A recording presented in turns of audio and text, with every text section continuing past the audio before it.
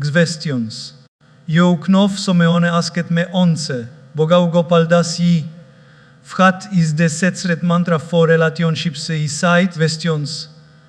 Po the setret mantra for relationships is don't treat of in arguments, treat of in hearts. Et side questions. Doch, but some times me vife is wrong. Side beta, some times you are wrong too. And some times questions. You can be right and still be wrong if you lose the person feel winning the point. Questions. I relationships don't bre because people are evil. Tei break because people forget how to connect. Uz questions. Story to buil interest o dva min once a hudan keme to me anside pos famii. Me vife doest listen to me. Sai questions. But that's not true, she listens. But my beshes not hearing vhat she needs to hear questions. And then I told him, relationships are like a garden.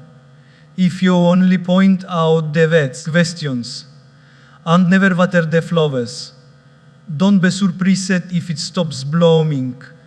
Introduce the mantra and mean the mantra is very simple, questions.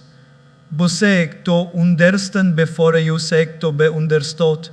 You see most of us listen to reply, not to understand. Questions. We load our gun with words and wait for the other person to stop speaking so we can shout. Questions. But true love is not about reacting. It's about responding with understanding. Questions. Listen with your ears, not questions. Not use your ears listening is not used a mechanical act of letting words enter your ears. It's an emotional connection that makes the other person feel valued. Questions dretiums the bigon she's compliant is not po you tant to me to but rase po you don't listen to me. Questions. And hen pople says they don't mean jure deaf to ter voice. They mean jure deaf, they heard questions. We live in a time where we hear everything, but understand very little. Book about it, think someone is talking to you. Questions. And you're nodding, saying go behind yes. Okay, but at the same time, your eyes are strolling through your phone or glancing at the TV. Questions. You might have heard the words, but you did check the emotions. Questions. And emotions don't come through the ears, they come through the eyes, the tones, the body language. That's who I say. Questions. Listen with your eyes, not just your ears. Let me give you an example. Imagine a little hilt comes to his father and says, "Oh papa, questions. Can you play with me?" The father is busy checking emails. Without even looking up, he says, "Oh yes, beta, tell me what happened." Questions. The hilt stands there for a 5 seconds, and then quietly walks away. Because the face answers her the request. Questions. But Fise told the hilt, "I don't have a time for you right now. It's the same in marriage, in friendships, in family bonds." Questions. When someone speaks to you and you look them in the eye, you're telling them, "Po you matter, I am here." Questions. I'm not just listening to your word impression with you. It's a silent way of saying, "Po evaluate what you feel." In fact, have you noticed that when people share something they often say, "Bo look at me when I'm talking to you." Questions. They don't say this because they want to hate if you have a perfect eye contact skills. Questions. They say it because they want to feel your attention. Listening with your ears, putting away distractions, the phone. Questions. The laptop, the TV, even for a 5 minutes. It means your body language leans in slightly, your face softens. Questions. Yo Yebrov intend your min size, or right enough, nothing is more important than this person. Questions. It is a gift in today's distracted world, the gift of undivided attention. Questions. Let's be honest, when was the last time you sat with someone? Questions. Antega you their full attention without even a glare phone. You felt special, right? You felt valued. Questions. Now imagine giving that same gift to your partner, your parents, your children, your friends. Questions. You will see an almost magical hang in your relationships. I remember speaking to a supleonce. De vive osai pos famille. Questions. I talk to him every day, but I feel like he's never really with me. I de husband side, or that's not true. I malweiss terre. I asked questions. Pohenche talks, frat do joju, do helaugek an side, so mim usually hetzking, somes ornes ores corresponding to fratsa. I questions. Your physical body is there, but your presence is not. And presence is a relationship, not just proximity. Questions. I presence is like sunlight for a plant. A plant can survive in a dark room for a file, but will never thrive without sunlight. Questions. Relationships are the same. Listening with your eyes is giving that sunlight. And it does just money used intention. Some teams, questions. Listening with your eyes can save you from misunderstandings. Words alone can be tricked, they can be sarcastic, joking or hurt. Questions. But when you add the dimension of a context and facial expression, you begin to feel hard. The os person adds to elements. Questions. Someone mixai po infine, I but teres maibe avatere ansat. Without looking, questions. You volt assume tere fine, but looking tells you tere not. It also means you notice the little six. Questions. You spuse mai not always say, po im tiret, in et support. But you can see it in the slump of their shoulders. Questions. Your friend not openly ask for help, but you can notice smile not reaching the reyes. Questions. This is the power of listening with your ears. It's hearing what is not being said. And let me share something powerful. Questions. The more you practice this, the more people will trust you. Becau se gente fel te au reali notice tem questions. They will feel safe to open up. They'll think what this person actually says me, not just me face, but me feelings, questions. I no rush to respond, we often forget to observe. But when you truly listen with your ears, you give your partner, your friend questions. Or jo il most valuable message they can receive. Jo are vos me tiaim. Jo are vos me focus. Questions. And in a world where everyone is fighting for attention, that's the purest form of love. So the next time someone speaks to you, questions. Truth is, put your phone face down. Turn your body toward them. Look into their eyes. Let your face reflect interest and kindness. Questions. Here not use their words but their heart. But also in relationships, people remember less of what you said. Questions. And more of whom at them fell.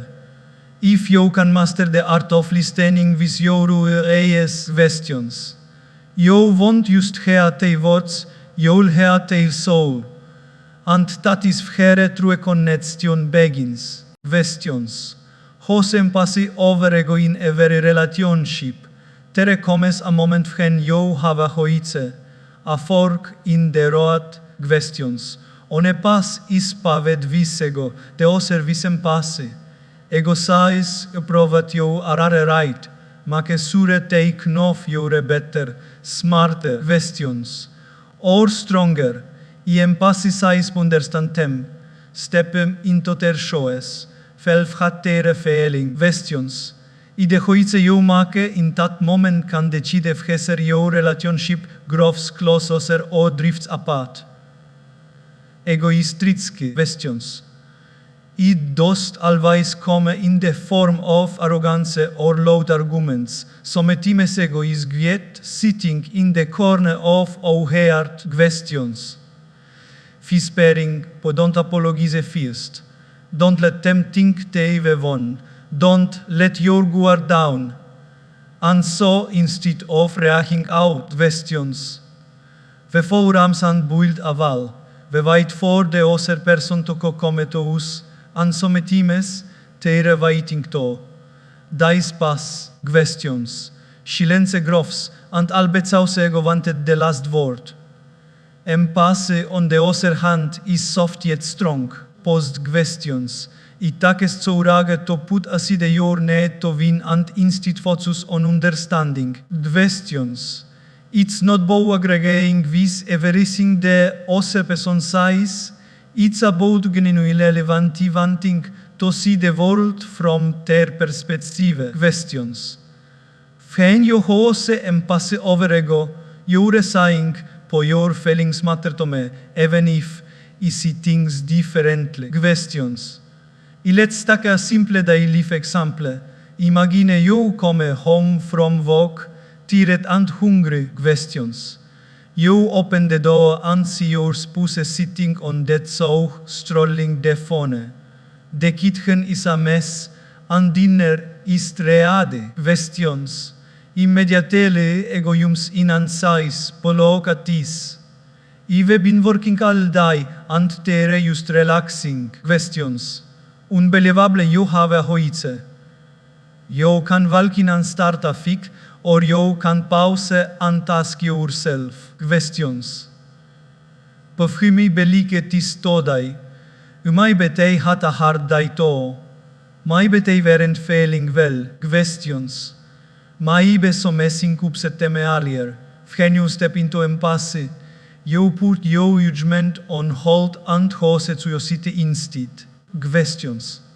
You mix saibo you look tirate is everything okay that on a sentence can turn a potential argument into a moment of tsare. Questions. The beauty of empathy is that it lowers the temperature of conflicts. Ego pours fuel on the fire, empathy pours water. And yet, questions. Many of us feel that letting go of ego makes us weak. The truth is, it's the opposite. Questions. It takes far more strength to remain kind in the face of irritation than it does to lash out. Questions. Think about any heated argument you've had. Have you noticed that when both people are defending their own point without listening? Questions. It becomes a two-cover. On a pulse harder, hoping the other will fall.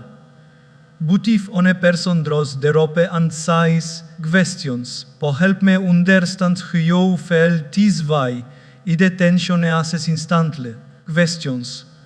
The other person is no longer being pulled, they're being invited to talk. Ego thrives in pome versus you. Questions. Empathy thrives in the versus the problem. Its shift is powerful. It tells the other person, "I'm not here to fix you." Questions. I'm here to solve this with you. And when people failure on their side, they open up instead of shooting down. Questions. I remember meeting a young man who was upset with his father. He told us me, "My father never listens to me." Questions. He just tells me what to do and walks away. I asked him, "Do you listen to him?" He said, "Powtórzę not." Questions. He's always wrong, that's when is militant side. Questions. Then how will you expect him to have empathy for you when you haven't chosen it him? Relationships are mirror often questions. We get back de same attitude we give. Hosing and pass over ego dost, mean you ignore of nets. Post questions. It means you approach disagreements with a willingness to understand before trying to be understood. Questions. You can still share your feelings, but without the sharp edge of pride. Instead of saying, "Po you never help me," you might say questions. Po I feel overwhelmed right now, and it's all really use your support. One provokes defensiveness, the other invites cooperation. Questions. Daily gives us endless opportunities to practice this. A friend cancels plans at the last minute. Ego says questions, or they don't value my time. Empathy asks questions. O maybe something important came up. Shoal I hetsk into siftere, okay, your teenager slams the door after shoal. Ego says questions. Och don't you dare disrest me like that emphasize, but they make be hurting. Let me vai until terere ade total questions. I small moments like te se shape the trust in a relationship questions. When someone feels that you to understand them even in difficult times, they feel safe. And safety is the soil for love grows. Questions. Without the wissers, no matter what their hoffmuch passion there is.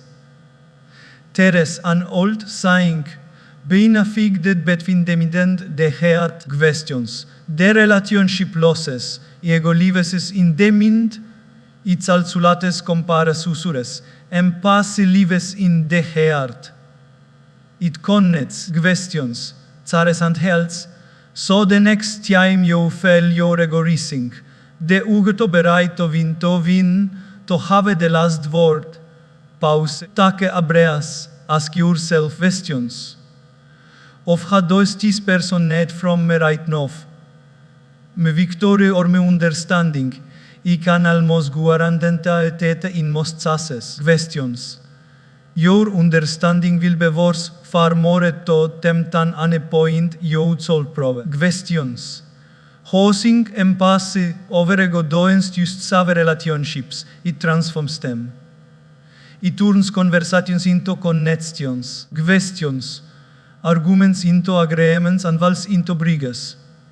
And when you live it this way consistently, questions, you won't just keep your relationships, you'll deepen them in ways you never thought possible. Questions. Learn to pause before you reply. One of the most underestimated skills in any relationship is the ability to pause before speaking. Questions. In the heat of the moment, our first impulse is to fear a batsk, to defend ourselves, to win in the point. But as the saying goes, questions. Do you can take a batsk once they've left your mouth? A pause is not vagueness, it's wisdom in action. Questions. It's the space where emotions can cool, where understanding can grow, and where love can be preserved. Questions. Think about the last time you said something in anger. At that moment, it felt satisfying to let it out, did it? Questions. But horse or days later, you wished you told revin time and unsaitose words. The damage was done. Questions. Not the cause of the truth in false sight, but the cause of the way you cite it. That's where the pause told have saved your questions. The pause is like the brake in a car. Without brakes, even the most expensive car will crash. In conversations, questions. The pause is your emotional brake. It stops you from rushing headlong into a solution of words. Questions. It gives you a few seconds to ask yourself, do I really want to say this? Will it heal or hurt? Questions. Will this help the situation or make it worse? I remember speaking to a man for told of mehehat ahab interrupting his wife very questions, complain about some questions.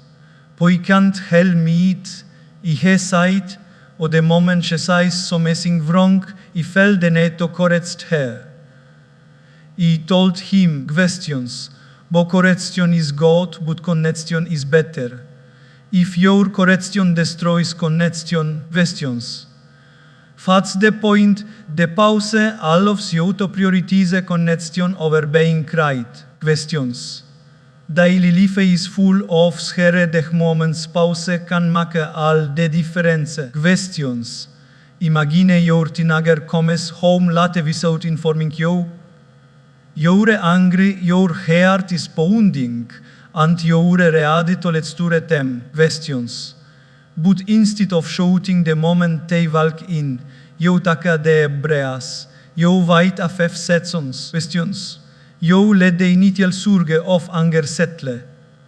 And then you say, I was worried about you, questions.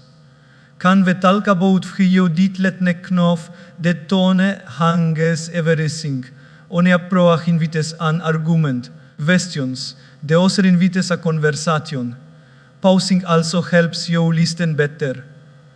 Often feel someone is speaking, questions. We're already formulating our reply in our head. This means we're not really listening. We're preparing to react, questions. But if you pause after you finish, you give yourself a moment to truly process what they said, questions. You might even discover that you misunderstood them, and your first reaction would have been completely off target, questions. In emotional situations, the pause has another benefit, it prevents escalation. Relationships rarely break from on a big picture, questions. They usually crack under the weight of many small, repeated clashes, questions. Antoches kloften grovbetsa sause both will respond instantly and emotionally like a tennis mad with no breaks. The pause is you deciding to put down the racket for a moment to break the rhythm of conflicts, questions. Some people worry that pause them seem slow to respond or less confident. But in truth, it shows emotional maturity, questions. The pause says, po evaluate this relationship and know to think before I speak. It's a sign of strength, not hesitation, questions. Here are simple traits I often share. When you feel triggered, silently on to 5 before replying. During those 5 seconds, questions. Breathe deeply.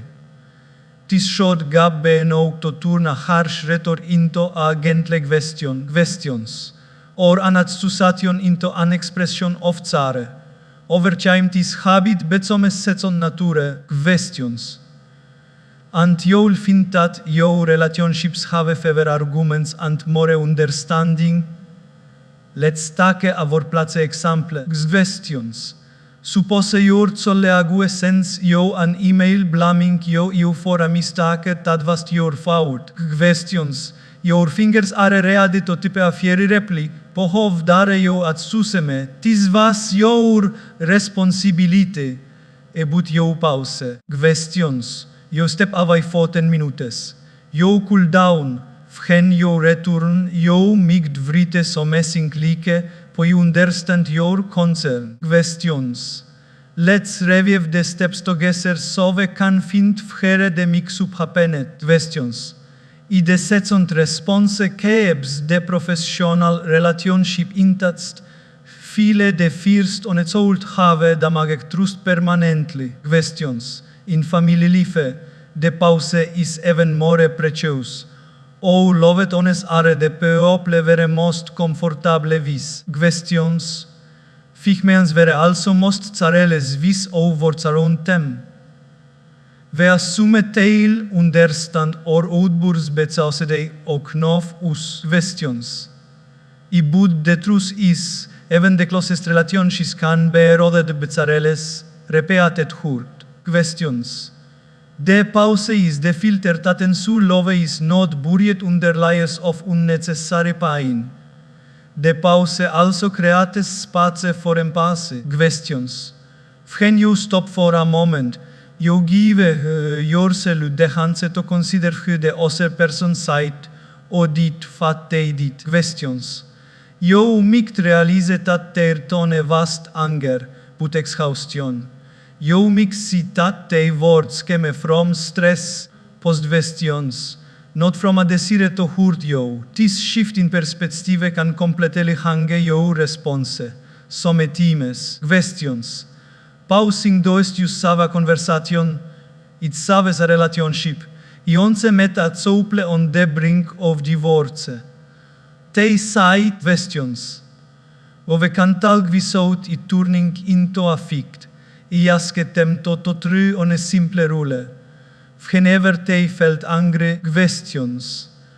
They will pause for on a full minute before speaking. 3 months later, they may back smiling. We still disagree sometimes, questions. They cite, but we don't destroy other anymore. That on a minute has saved us many hours of regret, questions. In a world where everyone is rushing to be heard, the pause is a rare and beautiful gift. Questions. It gives you control over your words instead of letting your words control you. Questions. It transforms your relationships by replacing creation with reflection and head with harmony. Questions. So the next time your emotions rise and your tongue is to remember.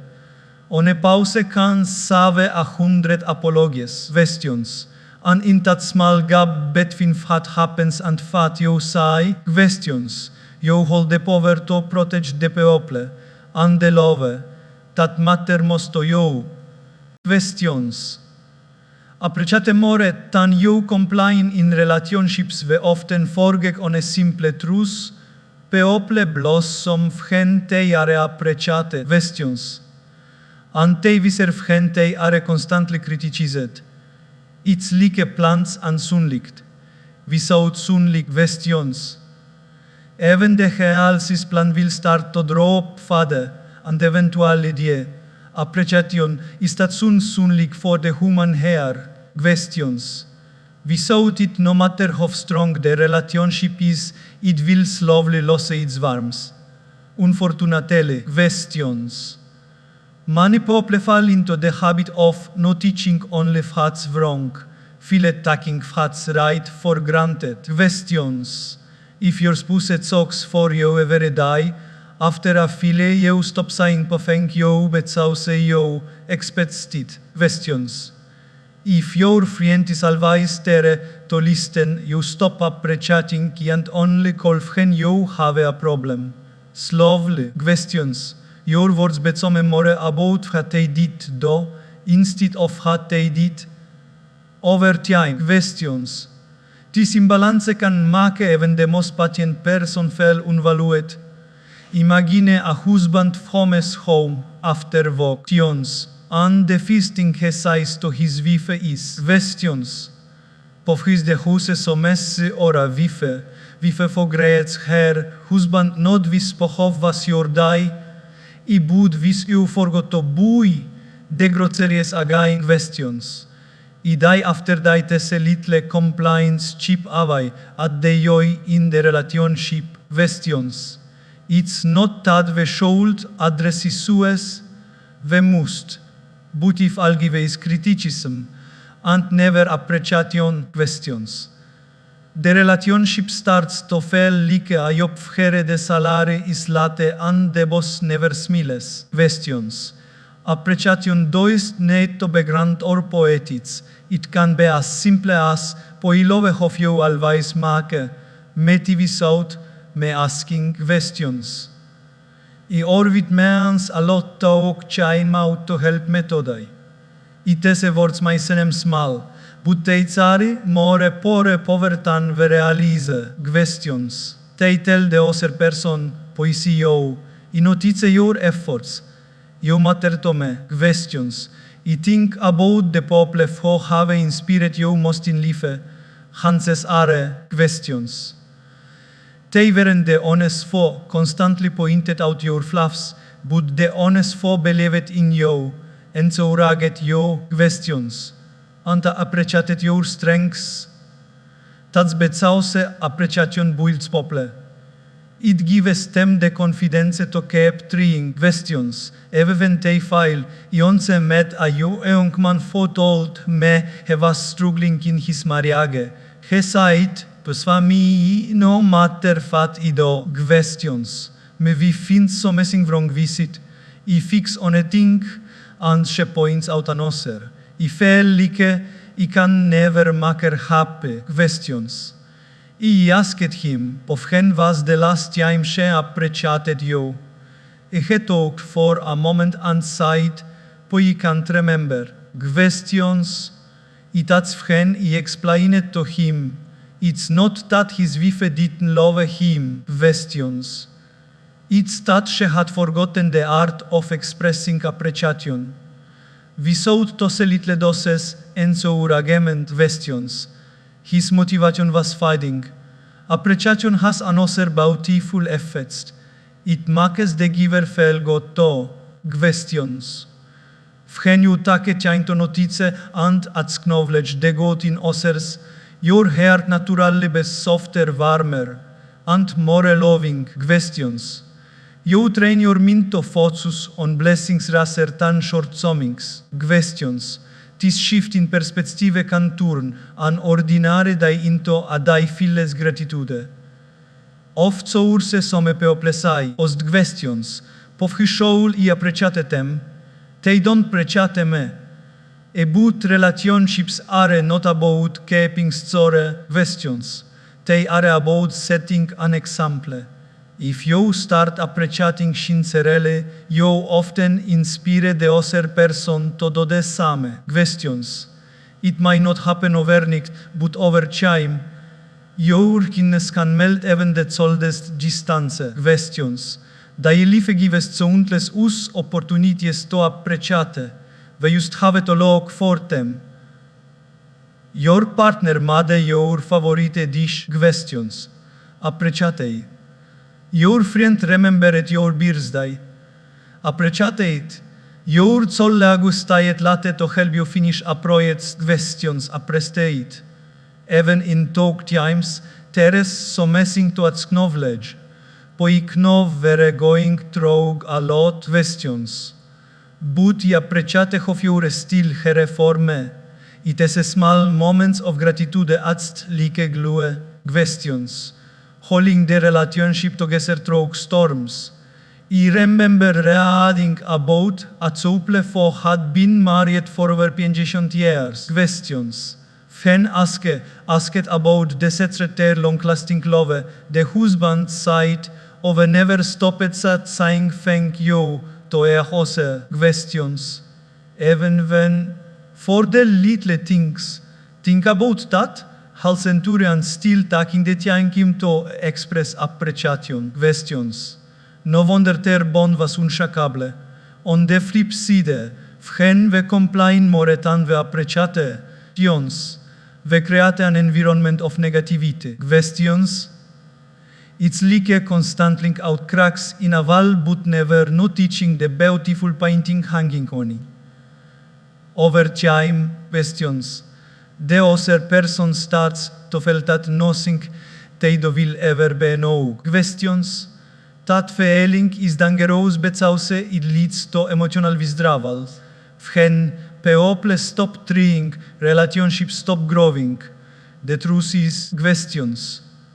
Appreciating us nothing but gives everything. A genuine compliment can make someone's day. Questions. A heartfelt thank you can renewate energy. A small note of gratitude can remind them who they love you. Questions. And here is the best part. The more you appreciate, the more things you'll find to appreciate. Gratitude grows when you practice it. Questions. So instead of waiting for big occasions like birthdays or anniversaries to express love, make appreciation a daily habit. Questions. Say thank you for the soup of tea. Compliment the way they handled a stressful situation. Questions. Acknowledge the effort they put into making your life a little easier. Questions. This small recognition are fat make relationships feel alive and was nurturing. In the end, questions. Relationships thrive not because två people are perfect. Questions. But because they host to notice and celebrate the good in oser more than they criticize debat. Questions. If you can master this balance, appreciating more than you complain, you'll create an atmosphere where love feels safe. Questions. Effort feels valued and hearts feel full. And in such an environment, questions.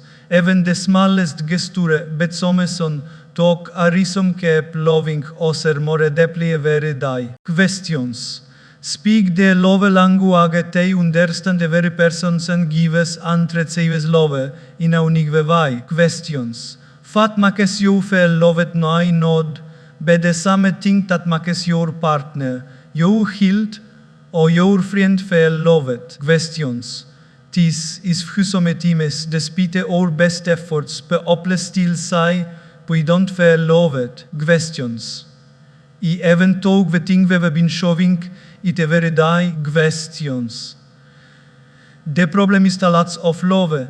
It's that we're speaking the wrong love language. Think of love like a radio station. Questions. If you're broadcasting on a frequency but the other person's heart is tuned to another, no matter how loudly you speak, host questions. Teo, you won't hear you. Me geek beving love deo want to receive it. But uns you learn how they feel loved. Questions. Your efforts might go unnoticed. For some people, words are the love language. Questions. A simple point of you or you man, so much to make and filter heart for dice. Questions. They don't need expensive gifts or grand gestures. They used want to hear affirmation, kindness, and appreciation in words. Questions. But imagine if their partner realizes they love you because they believe actions speak louder than words. Questions. Is the partner might be doing everything possible to show love, paying bills, fixing things in the house? Questions. Running errands, yet the onefhoneds verbal affirmation feels empty. Thinking, oh, they never say anything nice to me. I for others, questions. The language of love is valid chime. It's not about how manners you spend together, but how present you are in those moments. Questions. Sitting on the couch, strolling your phone, feel they talking, doest sound. Questions. They feel most loved when you give them undivided attention, listening, laughing, sharing. Questions. And simply being together without distractions. But if their partner is always busy or multitasking, questions. Even if they live in the same house, they'll start to feel distant and unloved. Questions. Some people feel loved through acts of service, when you do something for them, especially without being asked. Questions. Making them coffee in the morning, helping with chores, fixing something they've been struggling with. This small acts tell them. Questions. Vicare enough to make your life easier. But if their partner showing way of love is purely physical affection or verbal praise. Questions. They might think that's fair. Questions. But who won't they help me when im overwhelmed utentere aretose fosse love language is physical to. Questions. Tis just me an intimacy through des holding hands. Hooks pat de batsk, are surikring toch on de shoulder. Questions.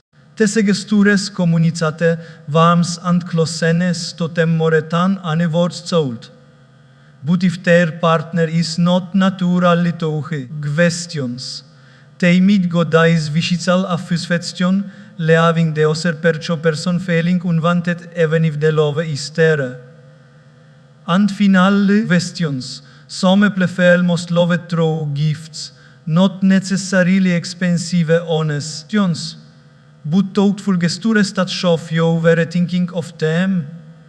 A small note, a favorites natsk questions. A flower from the garden, it's not about the price, it's about the talk, questions. But if their partner does value giving as a form of love, they might never think to surprise them, questions, and the other person might feel overlooked. The key to making relationships thrive is not just expressing love, questions, but expressing it in the way the person understands. It's like speaking different languages, you might be fluent in English, questions. But if your partner only understands Spanish, no matter how beautifully you speak, they won't truly get the message, questions. I remensommerzoen selling vgere de vive sait pos hedo est love me annore.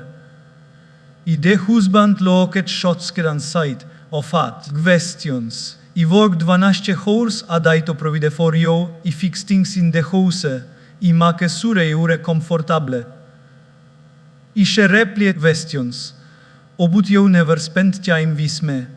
I just want us total like veuset to. I his love language wasats of service, questions. Hers was quality time. Terend wering for loving differently, they just needed to learn others language, questions. Once they understood this, things began to hang, questions. He made an effort to spend at least 30 minutes of uninterrupted time with her every day, questions. And she began to notice and appreciate the things he did for her. Their love had been missing, it had just been mistranslated, questions. Speaking someone's love language also requires observation. Some times they won't directly tell you what makes them feel loved, questions. But you can see it in their reactions. What do they complain about most? What do they appreciate most when you do it? Questions. What do they for you most often? People often express love in the way they want to receive, questions. It's also worth remembering that love languages can hang over time. A young couple might thrive on physical touch and validity, Buddhist questions, Buddha's life against bushervis, kitzorzareers as of service and words of affirmation make some more important. Questions. This means we need to keep headsking in this osse, asking, povhat makes you feel loved tese dies, and adjusting accordingly. Questions. When you speak the love language they understand, so messing magical happens. Small gestures suddenly have a big impact. Questions. Misunderstandings rase betrayelse love is no longer hidden in a language they can't interpret. The relationship fails more secure, questions.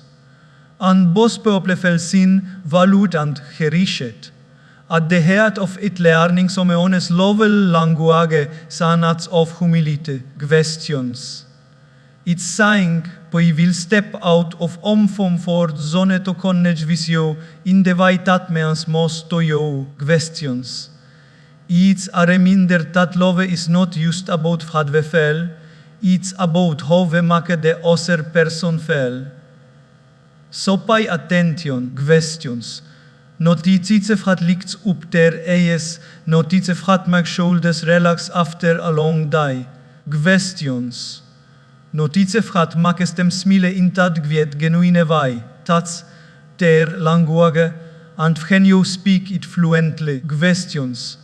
You won't use be saying we love you. You'll be making them feel in the deepest part of their heart. Questions. Don't dig up the past in present arguments of the most damaging, which in relationships is bringing old wounds into new conversations. Questions. It's like terginto e ala could but a very teammate starts to close, jo picatic again. Eventually questions. It never else it who's the comifes a de pescar. When we dig up the past in present arguments, we are retaining third person. Questions. But you haven't truly forgiven Joe, even if we side with it. And that message can quietly poison trust. Questions. Think of these arguments are like fires. If you keep them focused on kusente isue attend, they can be managed, resolved, and put out. Questions. But when you start adding all the dialogues from years ago, remember when you did this, if last year you said that, the fear suddenly rose out of control. Questions. No, it's no longer about solving today's problem. Questions. It's about defending ourselves from a story exam where a very mistake is being brought up. Questions. The humanity can only handle so much blame at once. When you overload it with the weight of the past. Questions. The person on terrain stops listening and starts protecting themselves. They think, but no matter what I don't know. Questions. I always we would head for what I did then. It is feeling like a shoot down emotionai. I once spoke to a man who told me questions. The swamihi mi wife never forgets anything even done with double wrong. Even if I apologize and change the moment we argue, she brings it va questions. I asked him that my fail and aside, but makes me feel like I never be God enough. And you say questions. It's not that the mistakes didn't happen. It's that constantly resurrecting them prevents the relationship from moving forward. Questions. In daily life, this happens more often than we realize.